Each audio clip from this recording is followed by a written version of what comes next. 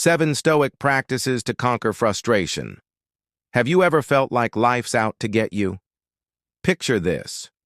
Your phone dies right before a crucial call, leaving you staring at a blank screen, heart racing as you miss a make-or-break moment. You're sprinting down the street, lungs burning, desperate to catch the bus, only to watch it pull away just as you reach the stop, leaving you panting in a cloud of exhaust. Or maybe you're stuck in traffic, already late for a meeting, and the guy in front of you is driving like he's got nowhere to be, blissfully unaware of your growing urge to lean on the horn. Sound familiar? That burning, teeth-grinding feeling of frustration? It's like an uninvited guest who barges into your life, raids your fridge, eats all your snacks, and camps out on your mental couch, refusing to leave. It's not just a fleeting annoyance. It can linger, souring your mood, derailing your focus, and making every small hiccup feel like a personal attack from the universe. But what if I told you there's a way to not just manage that frustration, but to kick it out the door for good? Stick with me because today we're rediving into 7 Stoic practices, straight from the timeless wisdom of ancient philosophers like Epictetus, Seneca, and Marcus Aurelius, that'll help you take back control, find your calm, and face life's chaos with an unshakable mind. Frustration is a universal experience, isn't it? It is that moment when life seems to conspire against you, when the Wi-Fi cuts out during a critical Zoom call or a coworker's offhand comment hits a nerve, or even when you spill your coffee all over your favorite shirt just as you are rushing out the door. These moments pile up, and before you know it, frustration isn't just visiting. It's moved in, rearranging your mental furniture and making itself at home. It is like a freeloading cousin who doesn't just borrow your stuff, but starts calling the shots, turning small irritations into full-blown crises. The worst part? It steals your energy, clouds your judgment, and keeps you stuck in a loop of negativity. But here's the good news. You don't have to let it run the show. The Stoics, those ancient thinkers who faced their own share of chaos, think wars, exile, and emperors with serious anger issues, developed practical, no-nonsense tools to handle life's ups and downs without losing their cool. Their philosophy isn't about sitting cross-legged on a mountaintop. It's about real-world strategies you can use right now, whether you are stuck in a grocery line or dealing with a boss who doesn't get it. So why Stoicism? Because it's like a mental gym for building resilience. The Stoics didn't believe in slapping a fake smile on life-ass problems or pretending everything's fine. Instead, they focused on what you can control, your thoughts, your reactions, your mindset, and let go of the rest. Imagine how much lighter you'd feel if you could shrug off the stuff that eats out of your hands, like traffic or someone else's bad mood, and focus on what you can actually do. These 7 practices we're about to explore aren't just abstract ideas. They're actionable steps to rewire how you deal with frustration. From zeroing in on what is in your control to embracing life curveballs with a mindset that says, bring it on. These tools will help you reclaim your peace and turn chaos into opportunity. Whether you renew to Stoicism or just looking for a way to stop frustration from calling the shots, you're in the right place. So, let's not waste another second. Grab a mental notebook, get ready to level up, and let's dive into the first practice to start building a calmer, stronger you. Here we go. Why frustration feels like a freeloading cousin. Frustration is the worst, right? It's that gut punch moment when life throws a curveball, and before you know it, you're spiraling, angry, stressed, and half convinced the universe has a personal vendetta against you. Maybe it's a missed deadline that throws your whole week into chaos, a rude comment from a coworker that stings more than it should, or even just a Wi-Fi signal that decides to ghost you at the absolute worst possible time, like right before a big presentation. We've all been there. Stuck in that maddening loop where everything feels like it's conspiring to ruin your day. And the real kicker? These moments don't just come and go, they linger. Frustration is like a freeloading cousin who moves into your headspace uninvited, eating away at your peace, rearranging your mental furniture, and making every little hiccup feel heavier than it needs to be. It's not just the event itself, it's how it festers. turning a bad moment into a bad mood, or worse, a bad day. Suddenly, you're not just annoyed about the Wi-Fi, you're snapping at your friend, stressing about tomorrow, and wondering why everything feels so overwhelming. But here's the thing. Frustration doesn't have to run the show. You don't have to let it set up camp in your mind, dictating your mood and stealing your focus. The Stoics, those ancient thinkers like Epictetus, Seneca, and Marcus Aurelius, knew a thing or two about handling life's messes without losing their cool. These weren't just philosophers sitting around pondering the meaning of life. They were people dealing with real problems, political turmoil, exile, even the threat of death, and they figured out how to stay steady through it all. Their ideas aren't dusty old theories. They're practical, battle-tested tools you can pick up and use right now, whether you're stuck in traffic or fuming over a canceled plan. Stoicism is like a mental toolbox for building resilience, helping you face life's chaos with a clear head and a calm heart. It's about recognizing that while you can't control everything that happens, you can control how you respond, and that's where the real power lies. Imagine what it would feel like to shrug off life's annoyances instead of letting them pile up. Picture yourself handling a missed bus or a snarky email with the kind of calm that makes people wonder, how do they stay so chill?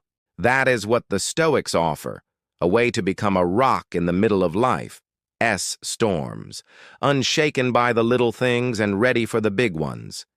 Their practices aren't about pretending everything, fine, or slapping a fake smile on your problems.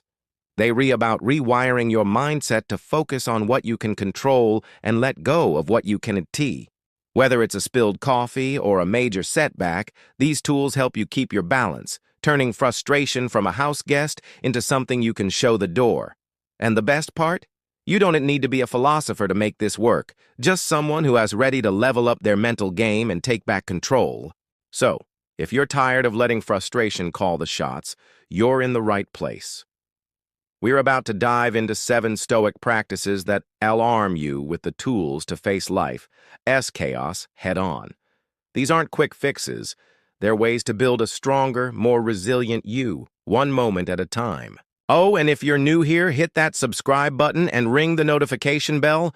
It's like signing up for a mental gym membership where every video helps you get a little stronger, a little wiser, and a lot more in control. Ready to stop spiraling and start thriving? All right, let's shake off the frustration and dive into the first practice. Here we go. Stay in your circle of control. Let's kick things off with a truth bomb from Epictetus, one of the original Stoic heavyweights. You have power over your mind, not outside events. Realize this, and you will find strength. Take a moment to let that sink in.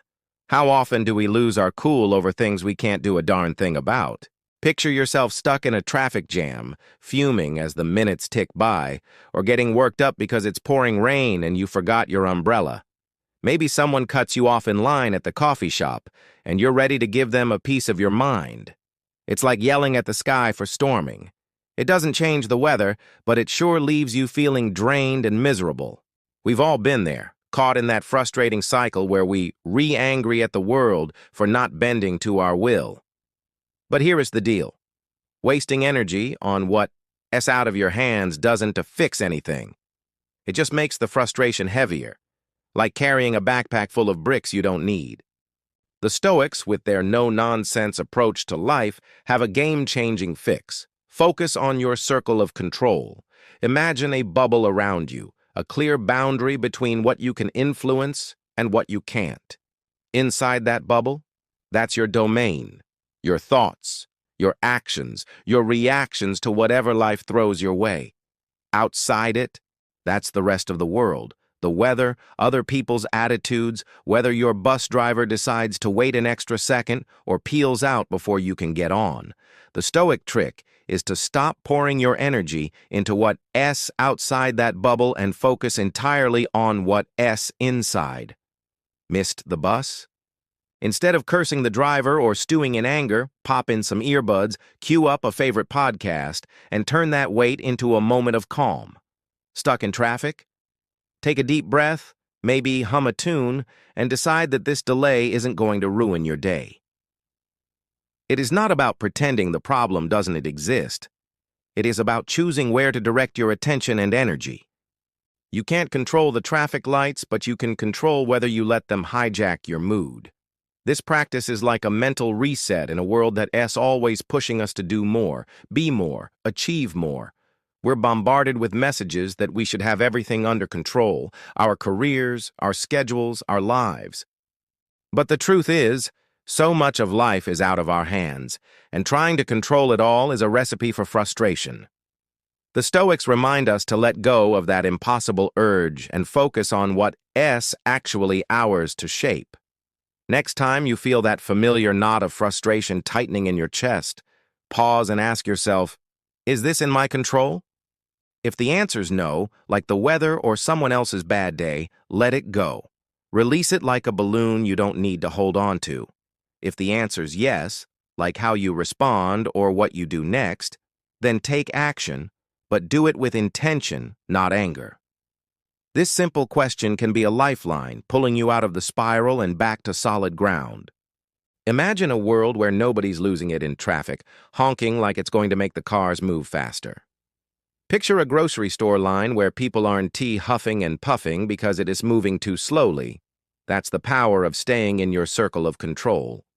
It is not just about avoiding frustration, it is about freeing up your mental space for what really matters, like your goals, your relationships, or even just enjoying the moment you're in. It's like clearing out the clutter in your mind, leaving room for clarity and purpose. This practice is a breath of fresh air in a chaotic world, and it's just the start. Feeling ready to build on this? Let's keep the momentum going and dive into the next Stoic tool to keep frustration at bay. Here we go. Zoom out to see the big picture. Ever feel like your problems are the end of the world? Like when your Wi-Fi crashes right before a big Zoom call and you're ready to chuck your laptop out the window in a fit of rage? Or maybe it's that moment when you're running late and the barista hands you a latte instead of the cappuccino you ordered, and it feels like the universe is personally testing your patience. We've all been there, caught in that moment where a single mishap feels like it is going to derail your entire day or your entire life. But here's where the Stoics come in with a game-changing piece of wisdom straight from Epictetus. Don't hope that events will turn out the way you want, but wish them to happen as they do happen, and you will go on well. Sounds a bit counterintuitive, doesn't it? Why would you wish for things to go wrong? But that's not what he's saying. It's about shifting your perspective, about seeing your problems in a way that strips them of their power to ruin your peace. The Stoics had this brilliant mental trick called the view from above.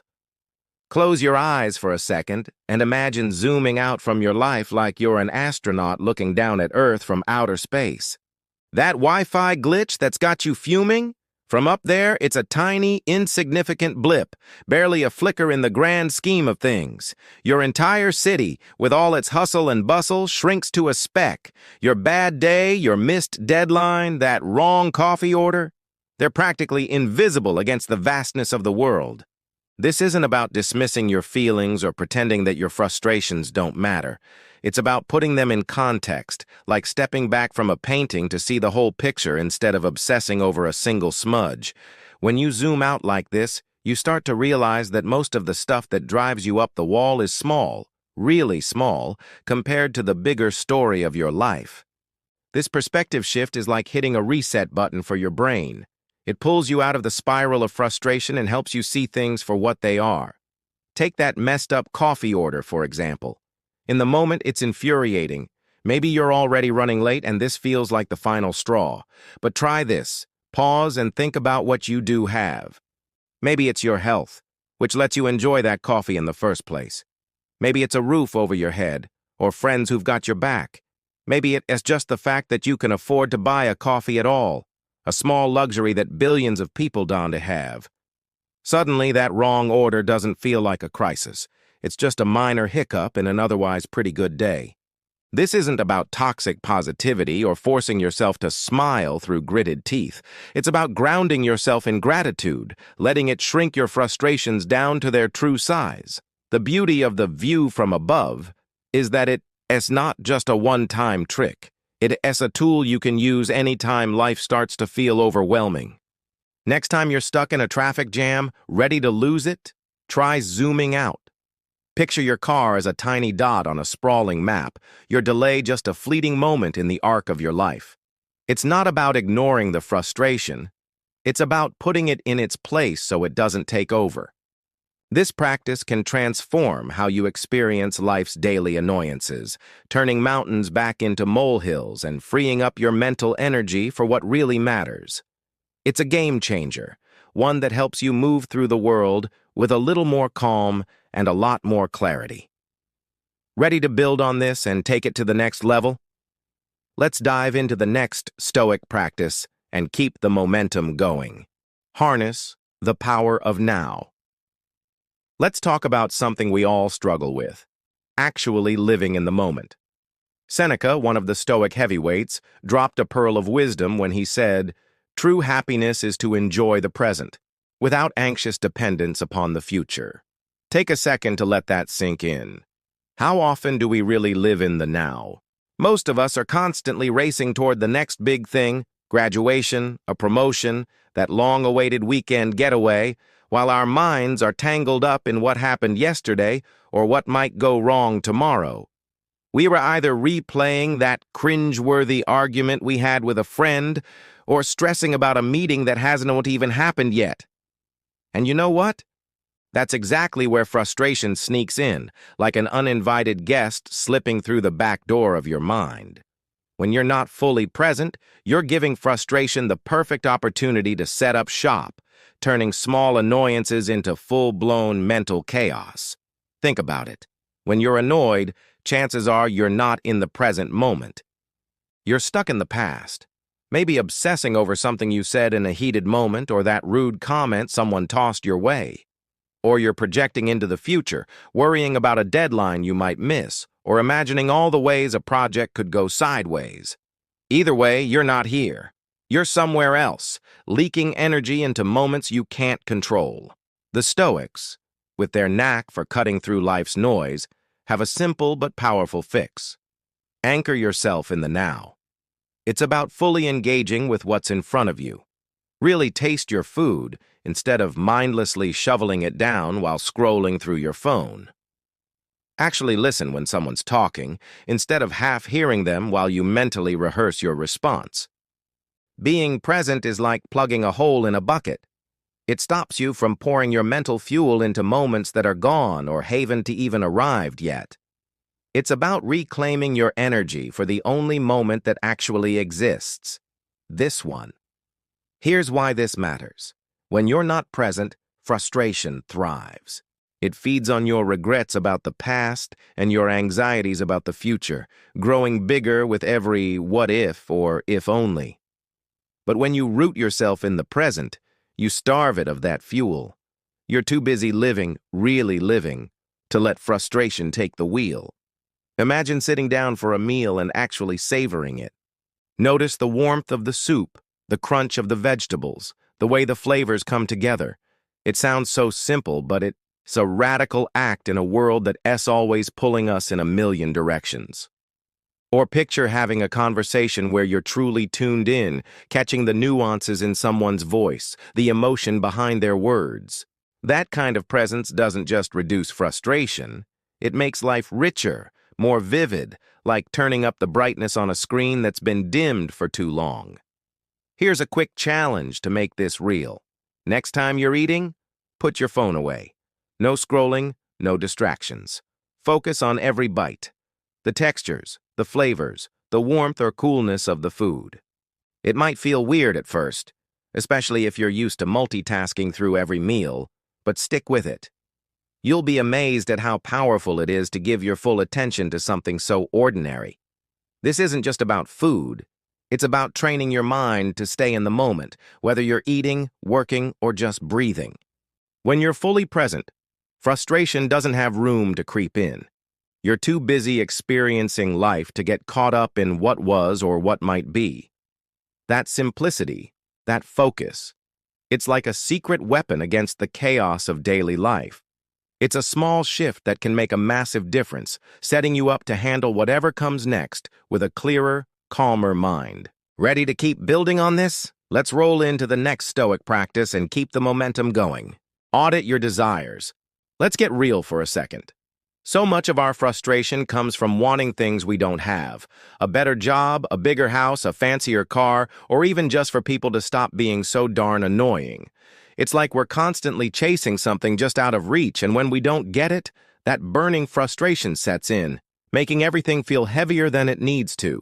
Seneca, one of the Stoic big guns, nailed it when he said, "We suffer more often in imagination than in reality." Think about that. We were not just reacting to what's happening, we were torturing ourselves with what we think we need, building castles in our minds that reality can't possibly match. That dream job you're obsessing over, that picture-perfect life you see on social media, those are the traps that keep us stuck, stressing over things that might not even make us happy if we got them. It's like we're writing our own misery script, and frustration is the starring role. The Stoics had a brilliant way of cutting through this mental noise. Audit your desires. They were all about getting clear on what you're chasing and why, because not all desires are created equal. They split them into two buckets, natural and vain. Natural desires are the essentials, the stuff that actually matters for a good life. Food to keep you nourished, water to stay hydrated, shelter to feel safe, connection to feel human. These are worth pursuing because they lead to real, grounded well-being. They're the foundation of a life that feels steady, no matter what's going on around you. Then there's the other bucket, vain desires. These are the shiny distractions, fame, a flashy car, a wardrobe that screams, "Look at me," or a social media feed overflowing with likes and validation. These desires aren't just harder to achieve. They're often about chasing someone else's approval or trying to keep up with a highlight reel that's not even real. And when you don't get them, that's when frustration moves in, turning your mind into a battleground of "why not me?" and "what's wrong with my life?" Here is how to put this Stoic wisdom into action. The next time frustration starts creeping in, hit pause and ask yourself, what am I chasing here? Be honest. Are you upset because you're genuinely hungry or tired? Natural desires that signal a real need? If so, go for it. Take a break, grab a snack, go for a walk to recharge.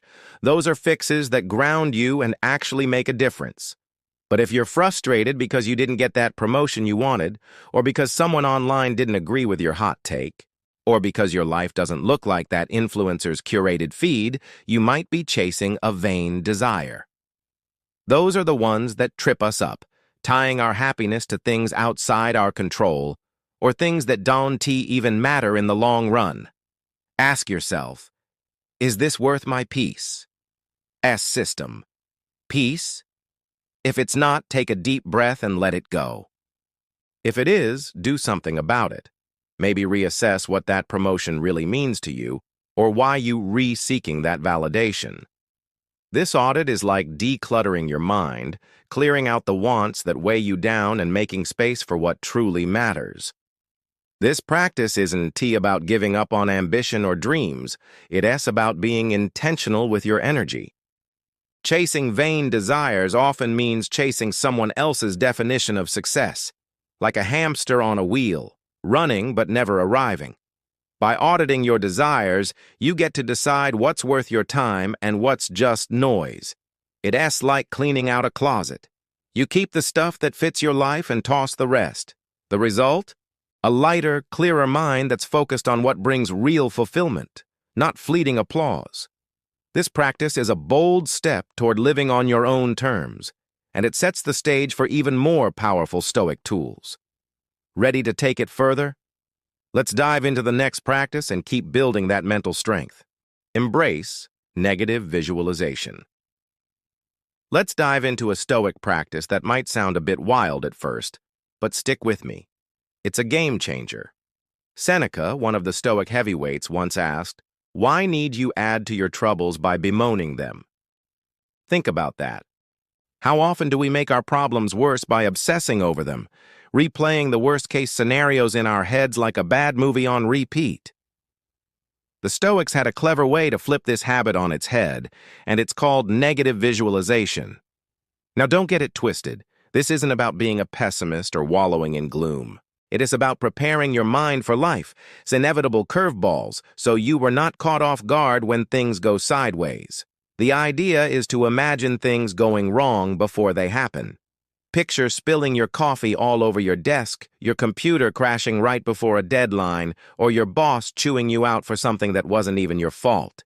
The goal isn't to stress yourself out. It is to mentally rehearse handling those moments with calm and control.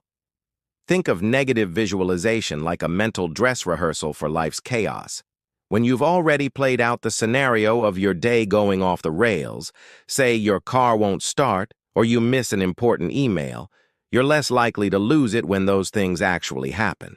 It is like putting on emotional armor that shields you from the shock and frustration of unexpected setbacks. By walking through these what-ifs in your mind, you're training yourself to respond like a stoic, cool-headed, focused, and ready to tackle whatever comes your way. Imagine you're stuck in traffic, late for a meeting. If you've already pictured this scenario and decided you all take a deep breath and use the time to listen to a podcast, you're not going to spiral into anger when it happens. You've already been there in your head, so you're prepared to handle it with grace instead of grit. But here's the bonus, and it's a big one.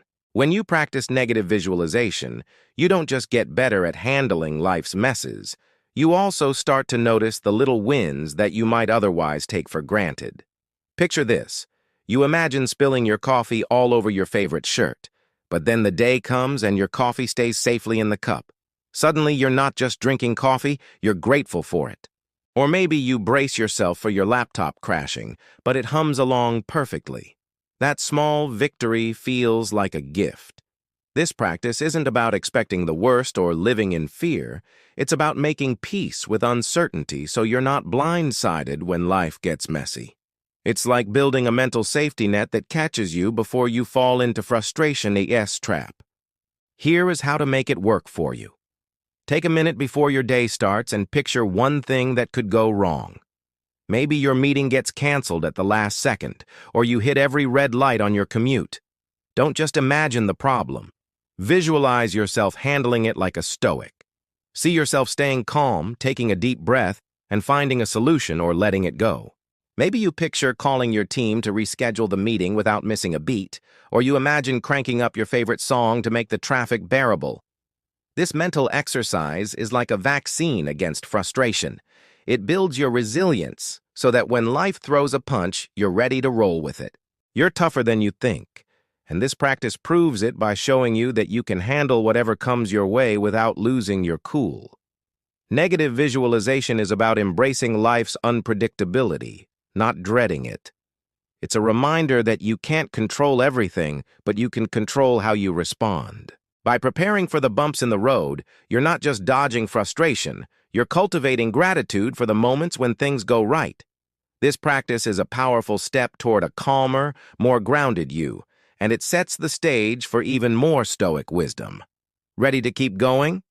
Let's hit the next practice and continue building that mental strength. Love your fate. Amor fati. Let's dive into something profound, a stoic concept that takes things to a whole new level. Amor fati, which translates to love your fate. Seneca, one of the Stoic greats, put it perfectly when he said, "Fate leads the willing and drags along the reluctant." Think about that for a second. How often do we push back against life's twists and turns, kicking and screaming when things don't go our way? A missed opportunity, a sudden setback, or even a small annoyance like a canceled plan can feel like a personal attack from the universe. But what if, instead of fighting what happens, you leaned into it? What if you didn't just grudgingly accept life's curveballs, but actually embraced them, seeing them as part of your story? That's the heart of Amor Fati. It's about loving whatever life throws at you, not because it's all sunshine and rainbows, but because it's yours to work with. Imagine losing your job. In the moment, it's gut-wrenching. Frustration, fear, and uncertainty all crashing in at once. Your first instinct might be to spiral, to dwell on the unfairness of it all, or worry about what's next. But amor fati invites you to shift your perspective. What if this loss is a chance to pivot to a career you've always dreamed of? Maybe it's the push you needed to start that business, go back to school, or explore a passion you've been sidelining. Or think about a breakup. Painful, no doubt, and it's okay to feel that sting. But what if this ending is opening the door to something better? Maybe it's a chance to rediscover who you are, to grow into a stronger version of yourself, or to meet someone who aligns with your values in a way you never thought possible. Amor fati isn't tea about pretending everything is great or slapping a fake smile on tough moments. It's about finding meaning in the mess, about asking, how can this make my life richer, even when it feels like the world's falling apart? This practice is like flipping the script on frustration. Instead of holding grudges against life, resenting the traffic jam, the argument, or the missed opportunity, you start to see every moment as a chance to grow. That traffic jam that's got you stuck, maybe it's giving you a rare moment to think, to reflect, or even to enjoy a song you love. That argument with a friend, maybe it's teaching you something about yourself, how to communicate better, set boundaries, or listen more deeply. By embracing what happens, you stop seeing life as something to fight against and start seeing it as a partner in your journey. It is like dancing in the rain instead of cursing the storm. You are not denying the downpour, but you're choosing to move with it, to find joy and purpose in the moment. The power of amor fati lies in its ability to free you from the weight of resistance. When you stop fighting what's out of your control, you reclaim your energy for what you can shape, your attitude, your actions, your growth. It's about feeling the emotions, sure, grieve the job loss, mourn the breakup, but then taking a step forward and asking, what's possible now? This mindset transforms frustration into fuel, turning setbacks into stepping stones. It's not always easy, especially when life hits hard, but it's liberating. You start to see every experience, good or bad, as part of a bigger tapestry that's uniquely yours. And if you've stuck with this idea this far, give yourself some props. Your willingness to keep exploring these practices shows you've got the grit to live like a Stoic. This is a bold way to approach life, and it sets you up perfectly for the final practice. Let us keep the momentum going and wrap this up with one more tool to make you unstoppable. Memento mori, living with intention. The Stoic practice of memento mori, Latin for remember you will die, is a powerful lens that brings life's priorities into sharp focus. Far from being a grim or depressing concept, it serves as a wake-up call to live each day with purpose and clarity. The Roman philosopher Seneca captured its essence when he wrote, "Let us prepare our minds as if we'd come to the very end of life." By embracing this mindset, we re-reminded that our time is finite, a truth that can transform how we approach our daily lives. Rather than letting trivial frustrations or fleeting distractions dominate our thoughts, memento mori encourages us to zero in on what truly matters: our relationships, personal growth, and the pursuit of a meaningful existence. At its core, memento mori is about urgency, not in a frantic, chaotic sense, but in a deliberate one. Knowing that our days are numbered sharpens our perspective, cutting through the noise of life's petty annoyances like a hot knife through butter. Consider the small irritations that often derail your mood: a rude comment from a coworker, a long line at the grocery store, or someone cutting you off in traffic. In the grand scheme of things, these moments are insignificant. Why waste precious energy fuming over a spilled coffee or a minor slight when you could be savoring a conversation with a loved one or working toward a goal that lights you up? Memento mori reframes these situations, reminding us that life is too short to sweat the small stuff. Instead, it invites us to laugh off the spilled coffee. After all, you're alive to brew another cup, and move on with intention. This practice isn't about dwelling on death in a morbid way. It's about using the reality of our mortality to fuel a life of purpose. The Stoics believed that by keeping death in mind, we could live more fully in the present, Marcus Aurelius, another Stoic heavyweight, often reflected on how death strips away the superficial and reveals what's essential. When you internalize that your time is limited, you're less likely to get caught up in chasing fleeting pleasures or external validation. Instead, you start asking deeper questions. Am I spending my time on things that align with my values? Am I nurturing the relationships that matter most? Am I growing into the person I want to be?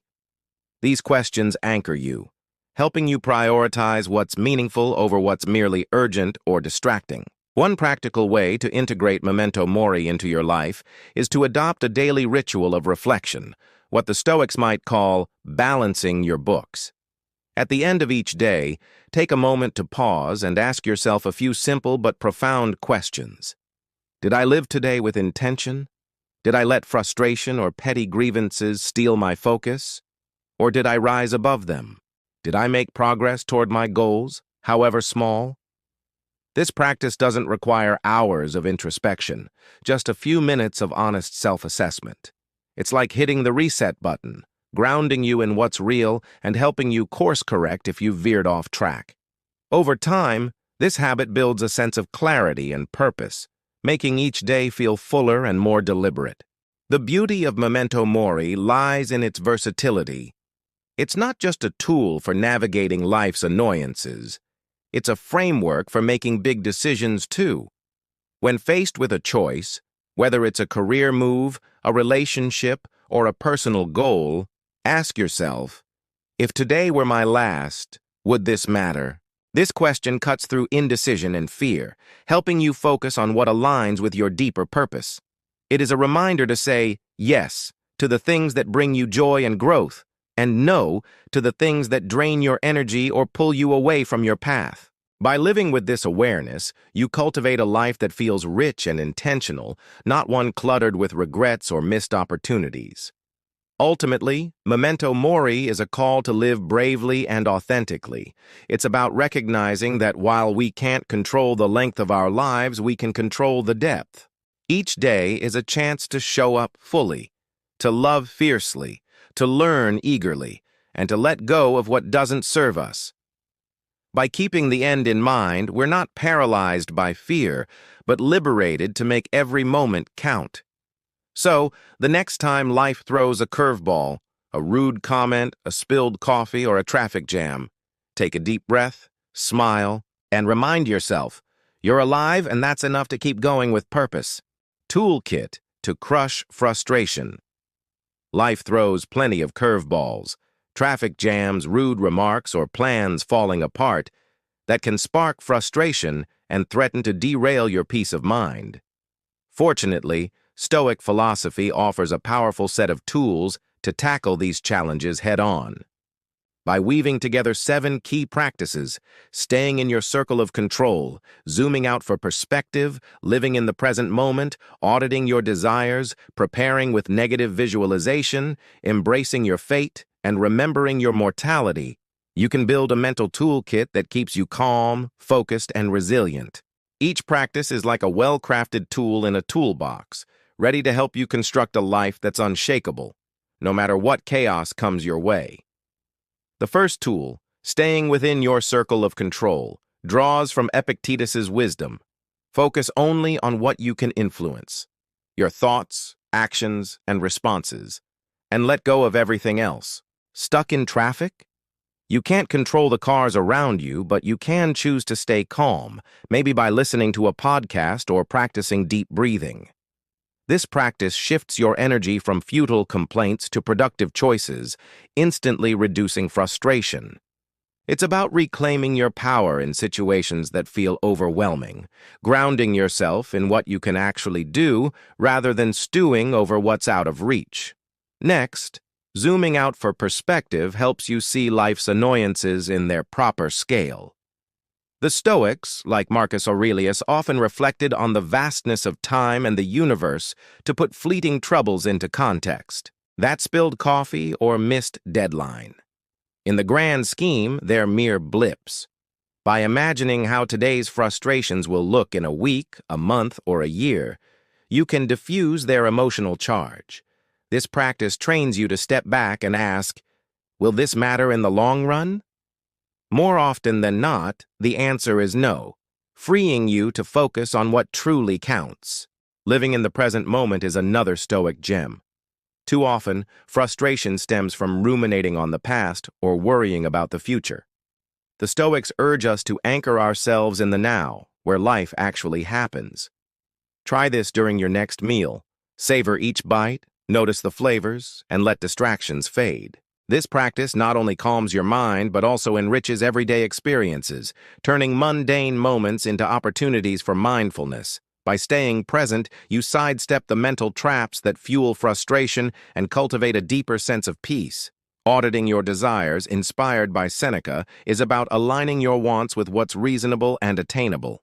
Frustration often arises when we chase things beyond our control: approval, perfection, or external success. By focusing on desires within your reach, like personal growth or meaningful relationships, you set yourself up for fulfillment rather than disappointment. Ask yourself, are my expectations realistic? Are they worth my energy? This practice helps you streamline your priorities, letting go of what doesn't serve your deeper purpose. Negative visualization, or premeditatio malorum, is the Stoic habit of mentally preparing for worst-case scenarios. By imagining potential setbacks, like a delayed flight or a tough conversation, you rob them of their power to surprise or upset you. This isn't pessimism, it's proactive resilience. When you've already walked through the worst in your mind, you're better equipped to handle challenges with composure, turning potential frustrations into manageable hurdles. Embracing your fate, or amor fati, means loving whatever life brings, as Nietzsche and the Stoics championed. Instead of resisting setbacks, see them as opportunities to practice patience or creativity. A rained-out picnic? A chance to enjoy a cozy indoor gathering. This mindset transforms obstacles into growth opportunities, reducing frustration by reframing life's challenges as part of your journey. Finally, memento mori, remembering your mortality, puts everything into perspective. Knowing your time is finite sharpens your focus on what matters: relationships, purpose, and personal growth. At the end of each day, reflect. Did I live with intention? Did I let small frustrations derail me, or did I rise above? This practice, like balancing your books, keeps you grounded and deliberate. You don't need to master these tools overnight. Start small. Try the circle of control in a frustrating moment or practice mindfulness during a routine task. Experiment, mix, and match, and find what works for you. The beauty of these practices is that they put you back in the driver's seat, ensuring frustration doesn't run your life. If you're reading this, you're already showing the grit the Stoics admired, so keep going. Share your favorite practice or personal trick for handling life's chaos in the comments below. Your insights might inspire someone else. Like, subscribe, and hit the notification bell to join this journey of growth.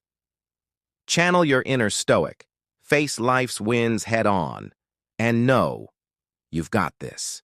Until next time, stay strong.